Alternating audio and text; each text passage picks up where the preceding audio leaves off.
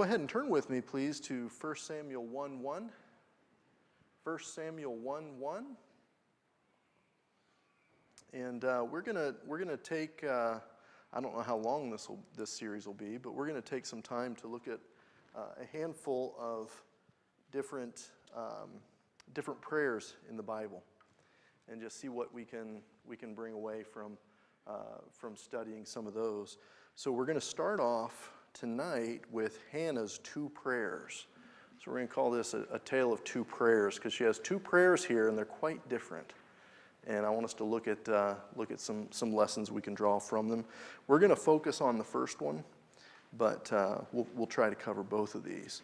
So in 1 Samuel 1:1, starts off saying, "Now there was a certain man of Ramathaim Zophim of Mount Ephraim, and his name was Elkanah, the son of Jehoram, the son of Elihu, the son of Tohu, the son of Zuph, an Ephrathite. And he had two wives. The name of the one was Hannah, and the name of the other was Peninnah. And Peninnah had children, but Hannah had no children. And this man went up out of his city yearly to worship and to sacrifice unto the Lord of hosts in Shiloh. And the two sons of Eli, Hophni and Phinehas, the priests of the Lord, were there. And when the time was that Elkanah offered, he gave Peninnah his wife and to all her sons and her daughters portions. But unto Hannah he gave a worthy portion, for he loved Hannah, but the Lord had shut up her womb." All right, so this is the context for this first prayer. All right, I want you to see the kind of her story here. I think it's important to remember that this is taking place in the time of the judges. Okay, so what's the phrase that sums up the morality of the time of the judges? Every man did that which was right in his own eyes, right? So we have stories in the Judges of people who do things really well. We have stories of people who are faithful, who make right choices, but almost all of the stories we find through the book of Judges, and then Ruth, and then here, we find kind of a mixture, don't we? We see here this family was flawed. Can anybody spot the major flaw in this family right off the bat?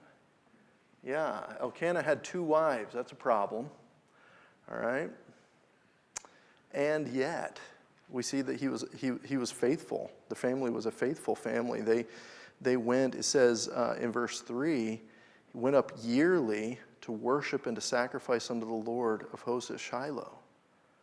So when they would go, and then it says when they would go to offer, and then later we see them use the word whenever they would go to each year to make their vows. So we know that this was a faithful family. They didn't do things quite the right way, and yet they were still trying to do things as well as they could. What a confusing time that must have been. What a confusing time that must have been. Kind of like what we're facing now. If we did not have the strong tradition, the strong heritage of being a Christian nation, think of the just the cultural winds blowing, and we see how quickly things can just turn right on their head. And then imagine that in a place that doesn't have an established following God's pattern in things. So we see this family is flawed. So two wives. And what's interesting is they follow the pattern of Rachel and Leah, where one is jealous because she has no children, and the other is jealous because she's not loved. Isn't that interesting? We see that history repeating itself here. And so much so that Peninnah is referred to as her adversary. I don't think we read that far, but verse 6 it says, "And her adversary also provoked her sore, for to make her fret, because the Lord had shut up her womb. And she did so year by year. When she went up to the house of the Lord, so she provoked her. Therefore she wept and did not eat." Wow. What a terrible, terrible situation to have that longing for children. And not only to suffer that, but to suffer it with somebody who is in your own home, using that as a constant thing to bring up and to say, see, God doesn't love you. See? And just keep bringing it up. Adversary. And it says that Elkanah, her husband, said to her, verse 8, Hannah, why weepest thou? And why eatest thou not? And why is thy heart grieved? Am not I better to thee than 10 sons? So we have this woman who's in this flawed family, but it's also a faithful family. They're going and they're worshiping, and they've got their traditions that they follow. And each year they would go and they would present offerings to the Lord in Shiloh. The faithfulness of this family is exemplary in its context when you consider the family that they were looking up to. Eli with his 2 sons, Hophni and Phinehas. Here they were gluttonous, just given over to all kinds of appetites. And here's this woman in her sorrow fasting. So it's quite a contrast. Hannah, and then these people who were supposedly the spiritual leaders. So we see Hannah's family, her context. I want you to see Hannah's heart. We already pointed out that Peninnah provoked her sore, made her fret. She wept and would not eat. All these little phrases that just show us a glimpse into her heart and the struggle and the difficulty she was enduring. Verse 8 says, why is thy heart grieved? So her heart was grieving this absence of children. It says in verse 9, so Hannah rose up after they had eaten in Shiloh and after they had drunk. Now Eli, the priest, sat upon a seat by a post of the temple of the Lord. And she was in bitterness of soul and prayed unto the Lord and wept sore. He's going to go on and question her. And then in verse 15, we see another description of her heart. It says, I am a woman of sorrowful spirit. So how would we describe Hannah from what we just read? How would we describe Hannah? What would you expect she would look like when you saw her at this moment? She's weeping sore, she's refusing to eat, she's refusing to be comforted by her husband who's concerned for her. This is a woman who is in bitterness of soul. She is depressed and low, but she is embittered. You know, we've got another story of a lady who refers to herself in these same terms just a chapter before with Naomi. Don't call me Naomi, call me Mara, because I went out full, but I've come back empty. And there is just such a being brought down so low emotionally. You ever feel low? You ever feel worn out? You ever feel like you've endured and endured and endured and you can't do much more? That's where Hannah was. And I want you to see the connection between Hannah's first prayer, how she goes about it, and the result it has in her heart. And I want you to see that prayer can be a cure, or at least a salve for bitterness. What if any of us, when we struggled with depression or bitterness, what if we resorted to prayer instead of just wallowing in our hurt? How much better we would be. Let's look and see how she responds. Verse 10, and she was in bitterness of soul and prayed unto the Lord and wept sore. So her prayer is described here as weeping. She is weeping her prayer to God. Verse 11, and she vowed a vow. Her prayer included a vow. And she said, O Lord of hosts, if thou wilt indeed look upon the affliction of thine handmaid and remember me, and not forget thine handmaid, but will give unto thy handmaid a man-child, then I will give him unto the Lord all the days of his life, and there shall no razor come upon his head. So here she makes a vow. Now, it's important to note, beware of making rash vows. We have a lot of that in the book of Judges. A lot of rash vows made. But her vow showed an unselfishness about her request. She showed that it was not a selfish desire for children that she had, but a desire to raise up a child to glorify the Lord and to serve the Lord.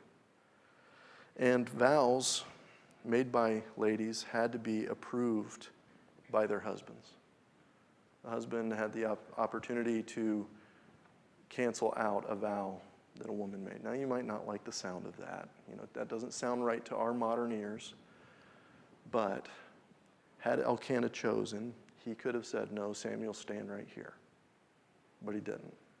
He respected her vow, and that also showed the faithfulness and the unselfishness of this vow.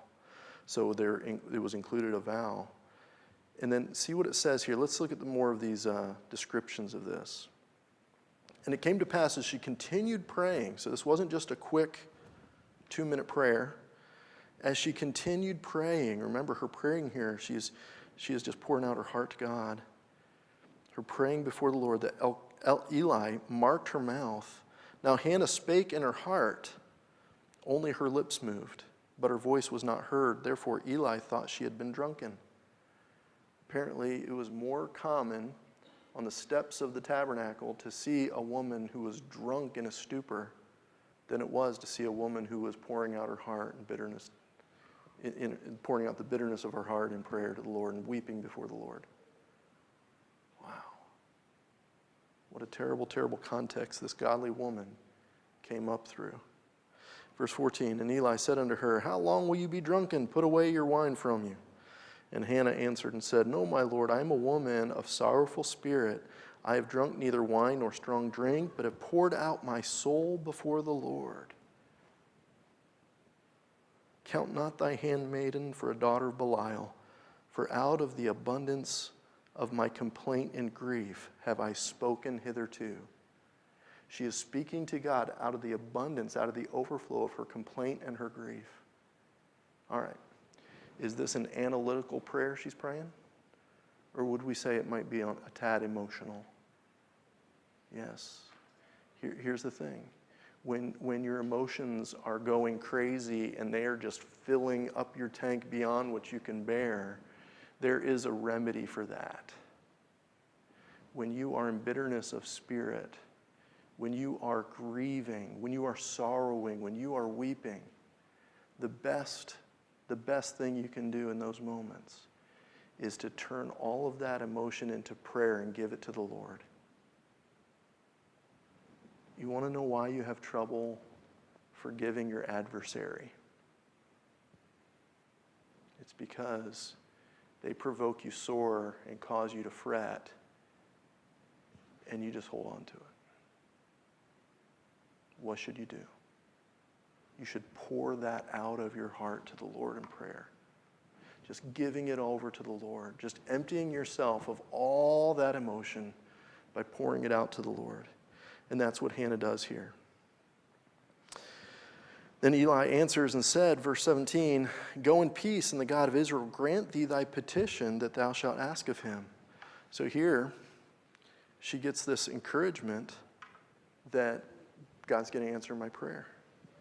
We see here she poured out her heart to the Lord in this prayer, and then God answers her prayer. That's her first indication that it's going to be answered. But look at verse 18. And she said, let thine handmaid find grace in thy sight. So the woman went her way and did eat, and her countenance was no more sad. and she didn't need a prescription, and she didn't need a support group, and she didn't need a shopping binge. She didn't need, I don't know, what else is there? There's all kinds of other things. Chocolate? Well, I mean, it doesn't say she didn't need chocolate. Okay. But we have so many things, don't we, that when we are brought down, we want to turn to those things to make us feel better, don't we? I can't be the only one. I've got a stash of Reese Pieces. Yeah. So that's why I left that out. Thanks a lot, Jane. And sometimes just, or coffee. I ever tell you about how I started drinking coffee? I was a teetotaler until I had a coworker that drove me to drink. And started drinking coffee just so I would be able to have that extra few moments of sanity to not respond the way that I wanted to in the flesh.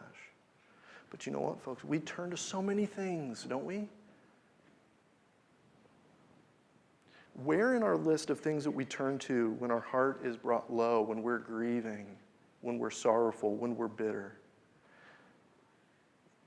where in that list is resorting to the Lord in prayer? How many other things do we turn to so that our countenance is no more sad before we turn to the Lord? Can I just encourage you? Can I just encourage us? That's our first stop. When your heart is just overflowing with difficulty, with sadness, with emotion, with grief, pour that out to the Lord in prayer. Even if you can't even put it all into words and you just want to weep before the Lord, you do that. That is Hannah's first prayer. And Hannah's first prayer caused her to have a change of heart. It says in verse 19, and they rose up early in the morning and worshiped before the Lord and returned and came to their house to Ramah. And Elkanah knew his wife, and the Lord remembered her. Therefore it came to pass when the time was come, about after Hannah had conceived, that she bore a son, and called his name Samuel, saying, because I have asked him of the Lord. Now, here we see, I'm just going to read through the rest of the story here. Here we see what's going to happen in the next couple years. It's going to be very truncated. It says, and the man Elkanah and all his house went up to offer unto the Lord the yearly sacrifice and his vow. But Hannah went not up, for she said unto her husband, I will not go up until the child be weaned, and then I will bring him, that he may appear before the Lord, and there abide forever. And Elkanah her husband said unto her, do what seems thee good, tarry until thou have weaned him, only the Lord establish his word. So the woman abode and gave her son suck until she weaned him. And when she had weaned him, she took him up with her, with 3 bullocks and 1 ephah of flour and a bottle of wine, and brought him unto the house of the Lord in Shiloh. And the child was young. So he's just weaned, so he's still a toddler. And they slew a bullock and brought the child to Eli. And she said, O my Lord, as thy soul liveth, my Lord, I am the woman that stood by thee here praying unto the Lord. For this child I prayed, and the Lord hath given me the petition which I asked of him. Therefore also I have lent him to the Lord. As long as he liveth, he shall be lent to the Lord. And he worshipped the Lord there. Now we see Hannah's second prayer. So here she has this change of heart. She's not sad anymore. She's enjoying a lot of blessings here, but she still had to do something really difficult, didn't she? How would you feel, moms, taking a toddler away to college? You'll see him once a year. Yeah. So here she is, chapter 2, verse 1. And Hannah prayed and said, my heart rejoiceth in the Lord. Mine horn is exalted in the Lord. My mouth is enlarged over mine enemies, because I rejoice in thy salvation. There is none holy as the Lord, for there is none beside thee, neither is there any rock like our God. Talk no more so exceedingly proudly. Let not arrogancy come out of your mouth. For the Lord is a God of knowledge, and by him actions are weighed. The bows of the mighty men are broken, and they that stumbled are girded with strength. They that were full have hired out themselves for bread, and they that were hungry ceased, so that the barren hath borne 7, and she that hath many children is waxed feeble. The Lord killeth and maketh alive. He bringeth down to the grave and bringeth up. The Lord maketh poor and maketh rich. He bringeth low and lifteth up. He raiseth up the poor out of the dust and lifteth up the beggar from the dunghill, to set them among princes and to make them inherit the throne of glory. For the pillars of the earth are the Lord's, and he hath set the world upon them. He will keep the feet of his saints, and the wicked shall be silent in darkness, for by strength shall no man prevail. The adversaries of the Lord shall be broken to pieces. Out of heaven shall he thunder upon them. The Lord shall judge the ends of the earth, and he shall give strength unto his king, and exalt the horn of his anointed. And then it says, and Elkanah went to Ramah to his house, and the child did minister unto the Lord before Eli the priest. So we have this second prayer of Hannah's. I want you to see the evidence of her heart change. Instead of being sorrowful and bitter and grieved and fretting, it says, I rejoice. I am exalted. My mouth is enlarged. I rejoice. All the times that she refers to herself, it's all about joy. It's all about being blessed. So she had a heart change in her view of herself, but she also had a change in her view of God. She starts off, there's none beside you. You're a rock.